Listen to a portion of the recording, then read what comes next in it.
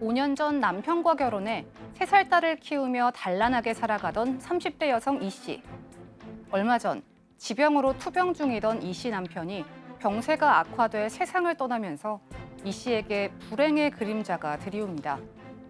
장례식이 끝나자 남편의 형이 슬픔에 빠진 이 씨를 찾아왔는데요. 남편의 형은 남편 유산은 돌아가신 부친께 물려받은 것이라며 그중 절반을 주지 않으면 소송을 걸겠다고 합니다. 그러면서 딸은 아직 어리니까 아내에게 대신 합의하라고 하는데요.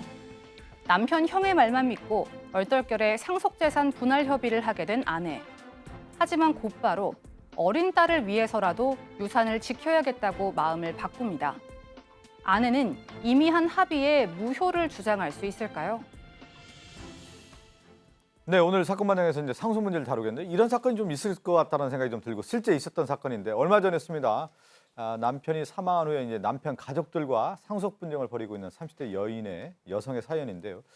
남편은 근데 이 30대 젊은 나이에 세상을 떠났어요. 그러니까요. 지금 안타깝습니다. 결혼 5년 차고 3살 된 딸이 있습니다. 이 부부는 CC였습니다. 캠퍼스 커플. 대학생 때 만나서 교제를 하고 결혼에 골인을 했는데 정말 사랑하는 사이였고 평생의 반려자였을 뿐만 아니라 가장 서로 잘하는 친구였다고 해요. 그러니까 가장 의지가 되는 사람이 불과 암 선고를 받고 1년 만에 투병을 했음에도 불구하고 암세포가 이 전신으로 퍼져서 안타깝게 사망에 이르게 됩니다. 그러니까 이 부인의 충격과 슬픔은 굉장히 컸습니다. 네네. 그만큼 또 이제 좋은 관계였고요. 그래서 굉장히 시리에 빠져 있었으나 3살 된 딸이 있잖아요. 엄마는 강해져야 되는 거죠. 그래서 이 딸의 미래를 위해서라도 내가 남편 목까지 살아내야 되겠다 하고 주먹을 불끈 쥔 상황이었던 거죠. 네, 이제 남편이 떠나고 이제 열심히 살겠다라고 이제 마음을 먹고 있고 이 남편의 가족에게는 그러니까 시아주머니죠. 남편이 네. 이제 형님만 있다라는 걸 알았는데 네. 남편 장례가 끝난 이후에 시아주머니가 이제 찾아왔어요. 맞습니다. 이 여성분은 남편하고 결혼할 당시에 이제 이미 그 시어머니 시아버지는 돌아가신 상태였다고 해요. 그러면 이제 유일하게 위에 형이 한 사람 있었던 것 같습니다. 예. 근데 무슨 이유에서인지 모르지만 형하고 거의 교류가 없었다고 하고요. 그러다 보니까 이 부모님 기재사라든지 이런 것도 이 차남인 남편이 맡았고 형은 거의 오지도 않았다고 그래요. 네네. 그러니까 어디 친인척 결혼식이라든지 이런 데서 형하고 만나도 그냥 대면대면하게 그냥 그렇게 대하는 정도의 사이였던 것 같습니다. 그런데 이제 이번에 이제 남편이 사망하고 난 다음에 장례식 치르고 나니까 그 형과 형수가 이 아내분을 찾아왔어요. 하는 말이 뭐냐면 사실은 우리 어머니 아버지의 재산을 그 동생, 그냥 사망한 동생이 전부 다 가져갔다. 네네. 그래서 이제는 그 가져간 재산 중에 절반은 내 것이니까 아. 좀 돌려달라. 만약에 그걸 주지 않는다면 나는 소송을 할 수밖에 없다. 이런 얘기를 했다는 겁니다. 예, 예. 그래서 이 아내 되시는 분이 이거 가족끼리 소송한다는 것 자체가 이게 좀 그렇다. 이런 생각에 남편과 유산을 나누겠다는 그런 그 협의를 했고요. 당연히 이제 그 상속 문제에서 아내도 받지만 이 아내의 딸 그러니까 그렇죠. 딸도 받잖아요. 딸도 예. 해당이 되니까 그 딸은 이제 아마 대신해서 엄마가 예. 해주겠다고 대리해서 합의를 했다고 합니다. 그 장례 치르고 나면 남편 돌아가시고 난 이후에 정신이 있었겠습니까? 그리고 지금 시아주머니가 원래 그 남편의 재산이 아버지 재산 다 물려받은 거니까 내 재산이 있다라고 얘기하니까 그냥 얼떨결에 합의를 해준 것 같은데 시간이 지나고 나니까 다시 생각해 보니까 아닌 것 같다. 아니죠. 예. 아니라고 생각이 들었던 겁니다. 그런데다가 남편이 투병 사실을 알았을 때 자신의 그 명의로 된 재산의 목록을 딱 주면서 아내한테 내가 세상에 없더라도 3살 난 딸하고 씩씩하게 잘 살아라라고 했던 말이 딱 생각이 난 겁니다. 네. 그래서 내가 얼떨결했던 이 판단이 잘못됐구나라고 생각을 해서 다시 형한테 이거를 없는 걸로 해달라고 했습니다. 근데 예. 형은 인정할 수가 없다라고 얘기하고 있는 겁니다. 그럼 여기서 우리가 한번 정리를 해보죠. 이제 아내가 궁금증, 아내가 주장하고 있는 내용하고 그러니까 시아주머니죠. 남편의 형이 주장하고 네. 있는 내용을 정리를 한번 해보죠. 그냥 간단하게 정리해드리죠. 우선 이 아내분, 엄마죠. 이분의 이야기는 남편의 유산 속에는 분명히 딸의 몫이 있죠. 딸이 지금 아무리 어리다고 하지만 딸 당사자와 어떤 협의도 없이 이 아이의 몫을 그냥 넘겨줄 수는 없는 것 아니냐.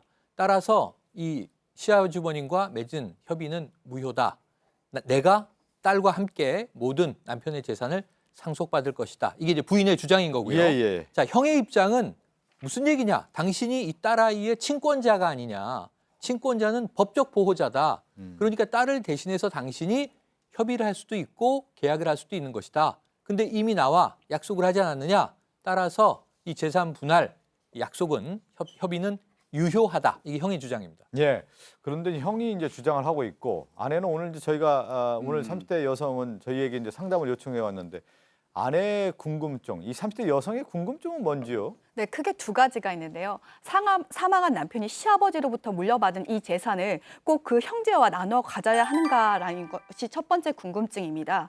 그리고 시아버지와 아주머니와 재산을 나누겠다는 합의서를 하지 않았습니까? 그것이 효력이 있을까요? 라는 것이 두 번째 궁금증입니다. 일단 저희가 한번 일단 네. 궁금증 하나를 좀 살펴보도록 하죠. 이제 아내의 궁금증인데 첫 번째 남편이 이제 시아버지로부터 재산을 받았다라고 하는 건데 그 남편의 형이 이렇게 주장을 하고 있단 말이죠. 네. 이걸 나눠야 되는 건지에 대한 부분이란 참 말이에요. 못됐죠, 그죠? 늦게 와가지고 이렇게 하는 건 아닌데 우리 법은요. 일단은 시아버지부터 남편한테 재산이 내려가면 그것서 끝나는 겁니다. 그러니까 뒤늦게 와가지고 지금 이 남편의 재산을 받을 사람은 딱 둘이에요. 배우자인 우리 상담자하고 딸, 직계 비속.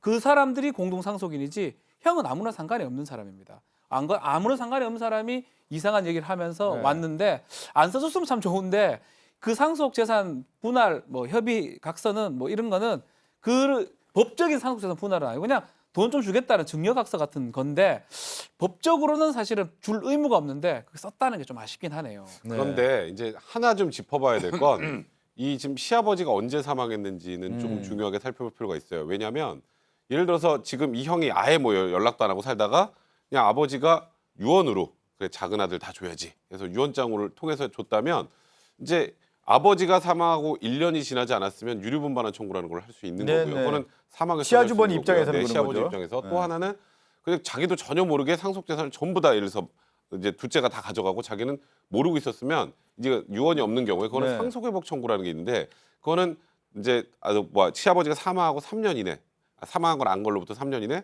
그리고 있었던 날부터 10년 이내는 또 청구를 할 수 있기 때문에 일단 이 재산이 진짜 이 지금 시아버지 아주버니 네. 얘기처럼 원래 이 시아버지 재산이 전부 다 이 둘째한테 그냥 다 왔다면 그렇다면 그럼 조금 얘기가 달라질 수 있는 여지는 예, 있습니다 법적으로. 예. 그러니까 지금 얘기한 것처럼 우리가 늘 얘기하는 것처럼 시아버지의 재산이 다 왔다고 하면은 유류분에 대한 부분은 시아주버니가 이제 주장할 수 있는 부분은 분명히 있다라는 거 근데 이제 그 아니겠습니까? 시간이 이제 근데 딱 일년이 일년이 안 안 됐어야죠. 됐으니까요. 얼마나 1년이거든요. 지났느냐에 대한 부분인데 그동안 연락이 안 했다는 거 보니까 오래된 것 같아요. 이미 오래되지 아마 않았나 싶은 생각이 좀 1년 안에 드는데. 해야 되는데 네. 그럼 그 사이에 뭐 시아버지하고 남편하고 바로 죽고 이렇게 예. 불가능하기 때문에 아마도 안 될 가능성이 있고 다만 우리 백 변호사가 잘 지적을 했는데요.